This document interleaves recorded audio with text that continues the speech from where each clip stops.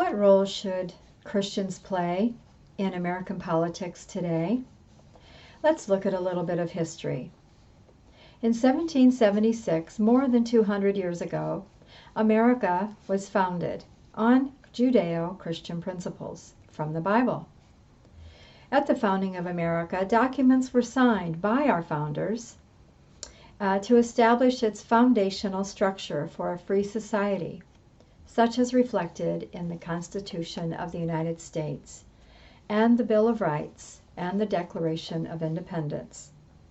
The fundamental message of these documents was for a free people, individual freedom, religious freedom, and national freedom, independence from being controlled by another country. The United States Constitution protects and encourages people of faith to engage in civic life, to influence the culture for good. Religious liberty, it's like breathing to the human body. Without religious liberty, that nation will suffocate.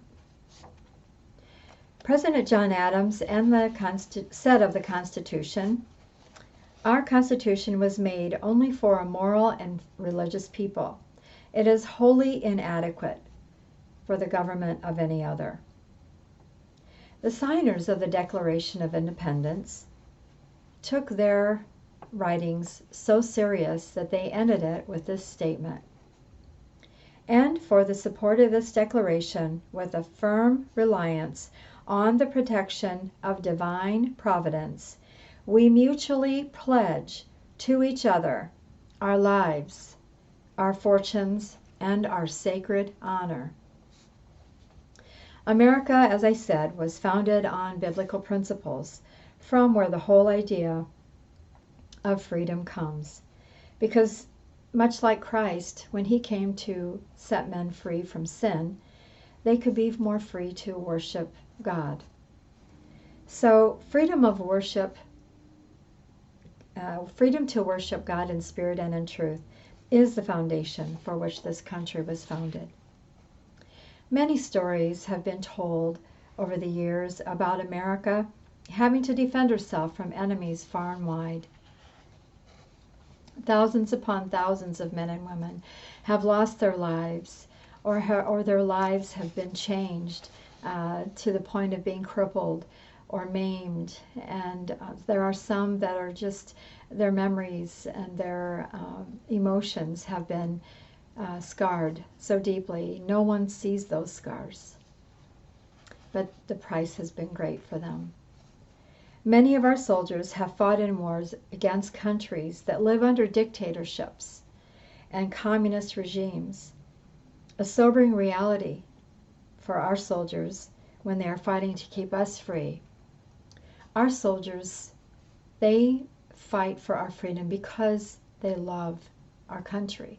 They love their families. They love you and they love me. In his book, Politics According to the Bible, Wayne Grudem says, "If so many have given their lives to protect and preserve our nation, then do the rest of us who receive such great benefits from these sacrifices not have an obligation to do something more than merely voting?"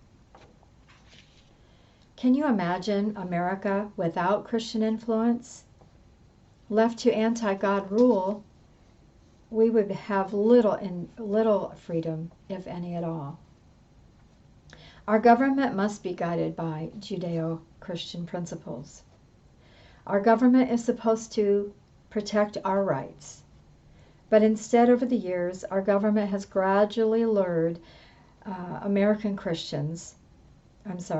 citizens into giving our rights to them, looking to them as our supplier of goods, instead of we the people being governed by God and producing those goods ourselves. Our own government has become the enemy within in many ways. Our government has encouraged the citizenry to no longer even farm our own lands, but instead mass produce food, putting farmers out of business, and then growing this food in mass production with pesticides and chemicals, which create a whole new set of problems for the consumer. Government leaders are supposed to be our servants, not the other way around. What has happened? Why do we see things change so drastically, especially against the ways of God? Why was prayer taken out of the schools? And why are there so few schools that still have it? And why do we have doctors in the medical field? Why do we even have doctors who lie to the mother and tell her that abortion is just a procedure? Why is that legal? Marriage is so seldom revered anymore as holy matrimony. It's always with the option of you can just get out of a divorce or get out with a divorce. Today, so many people are confused about their sexuality. Boys want to be girls and girls want to be boys. What has happened to our world? Yes. But what has happened to America? The city set on a hill whose light has brightly shone for so long to a dark, dark world. Today, America's soul is sick. She has tossed out the Bible and tried to silence God's voice, and she's listened to another. She legislates, and she writes laws accordingly. She has allowed herself to listen to the voice of evil. The church is the salt of the earth. Have we lost our saltiness? The church is the conscience of a society. She needs to live and breathe and speak truth into the world today, probably more than ever before. Our world needs to see Christians with courage, not just nice people. When the body is sick, there is something out of kilter and needs to be remedied in order to heal. When we see so much trouble and darkness and evil, it too is a sign that something is out of kilter. The church needs to be the voice of truth and not faint in her calling. Christians must go out of the walls of the church and influence our world for good. We must know that if Christians do not take their place in our society and courageously speak against the evil of our day, as horrible as it sounds, America will be taken over by our enemies.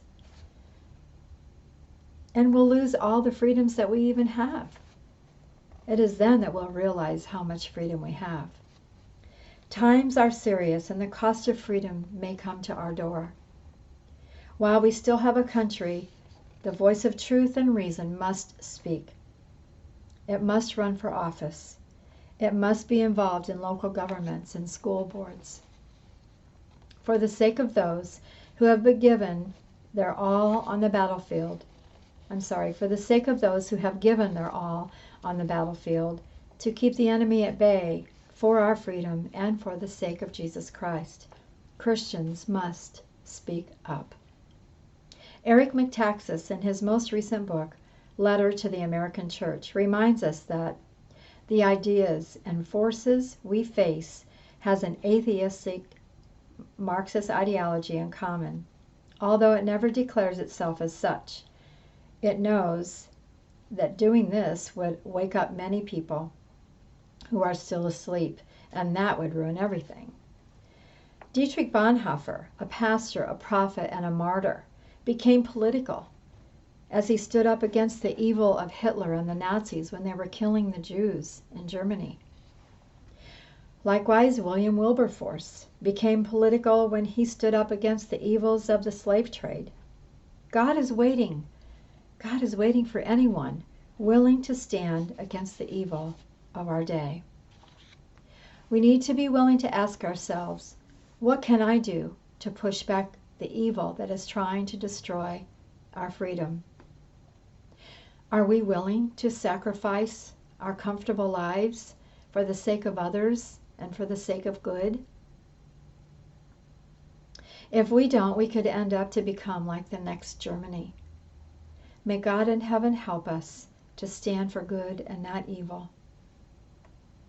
The Honorable Tom Lantos, a congressional co-founder, said this: "The veneer of civilization is paper thin.